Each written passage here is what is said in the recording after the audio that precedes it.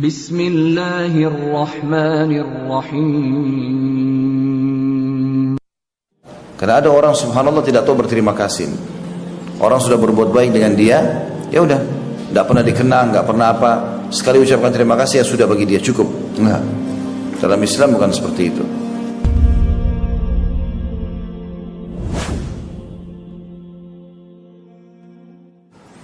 Dari Muhammad bin Ali dan ada julukannya Al-Hanafiyah. Nah, ini teman-teman, Muhammad bin Ali maksudnya anaknya Ali bin Abi Thalib radhiyallahu anhu. Kenapa ada Al-Hanafiyah? Karena Muhammad ini lahir setelah Hasan dan Husain radhiyallahu anhu majma'in. Hasan dan Husain ibunya mulia Fatimah Zahra radhiyallahu anha.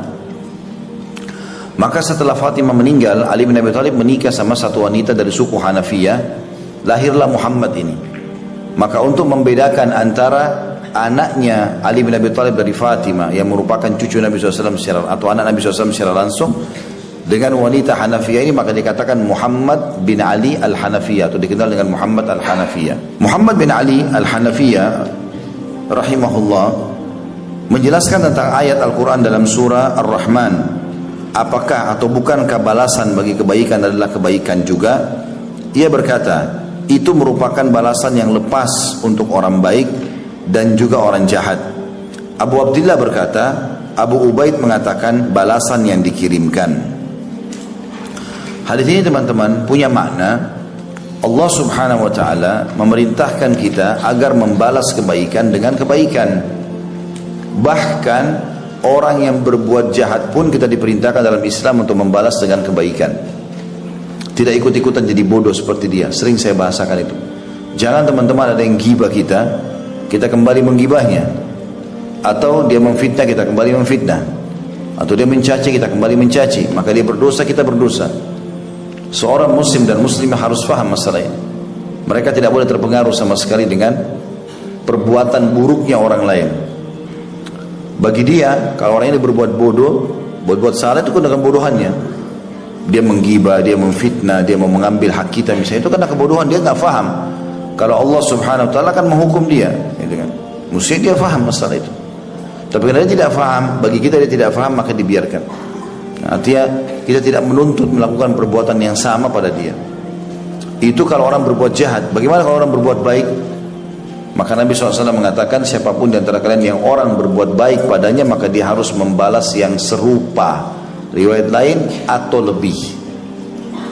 Ada orang memberikan makanan, kita balas dengan makanan. Ada orang memberikan pakaian, kita beri dengan pakaian. Ada orang memberikan kendaraan, kita beri dengan kendaraan. Maka kita balas kebaikan itu dengan kebaikan. Dan dianjurkan dalam Islam, setiap kali ada orang berbuat baik dengan kita, saudaraku seiman, kita harus mengenang itu seumur hidup. Gak boleh dilupakan. Gak boleh kita bilang, dulu kan dia berbuat baik itu sama saya, sekarang sudah enggak. Sekali orang berbuat baik, kita harus mengenang. Dan kita harus terus menyebutkan kebaikan tersebut sebagai tanda terima kasih kepada Allah subhanahu wa ta'ala. Allah telah memudahkan masalah kita selesai di tangan dia misalnya. Makanya Umar bin Khattab berkata radhiyallahu anhu, aku akan terus berterima kasih seumur hidupku pada seseorang yang mengingatkan satu aibku. Jadi kalau seandainya ada orang yang mengatakan, akhi, ukhti, itu di baju kamu ada ini misalnya, noda atau apalah, diingatkan misalnya tadi saf salatnya begini atau apa saja yang berhubungan dengan kehidupan kita, maka kita semestinya mengenang kebaikan itu sampai kita meninggal dunia. Apalagi kalau hal yang besar, dia memberikan harta yang banyak, dia melunasi utang kita. Karena ada orang subhanallah tidak tahu berterima kasih. Orang sudah berbuat baik dengan dia, ya udah, tidak pernah dikenang, nggak pernah apa. Sekali ucapkan terima kasih ya sudah bagi dia cukup. Enggak. Dalam Islam bukan seperti itu. Itu juga dengan perkataan Ali bin Abi Thalib radhiyallahu anhu yang mengatakan, aku siap berkhidmah seumur hidupku pada seseorang yang mengajarkan aku satu huruf. Bukan ilmu luas, satu huruf saja kalau dia ajarkan aku dan aku jadi faham, maka aku siap berkhidmah seumur hidupku pada orang tersebut. Makna daripada statement dua sahabat mulia ini radhiyallahu anhu majma'in adalah bagaimana seseorang muslim tahu menilai kadar kebaikan orang, apapun itu. Walaupun kecil di mata kita.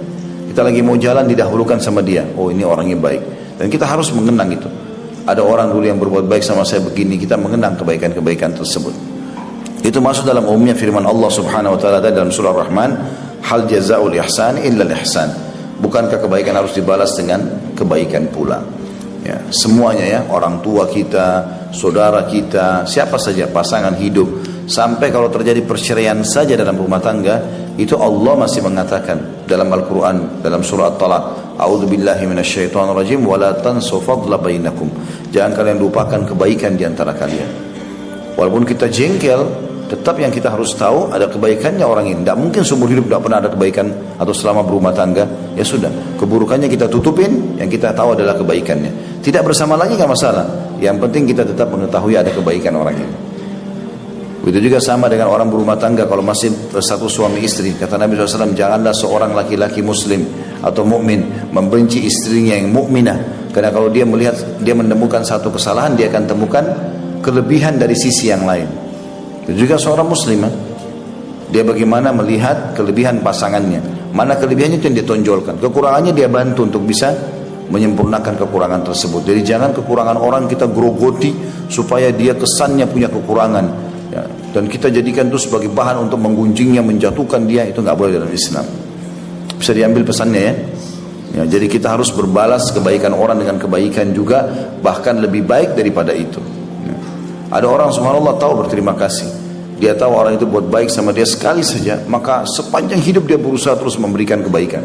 Ya, berapa banyak orang seperti itu, dilunasi utangnya kecil, sekarang jadi kaya raya, dia terus mengenang kebaikan orang tersebut dan dia terus berbuat baik kepada orang itu. Dan sekian banyak contoh yang berhubungan dengan masalah itu.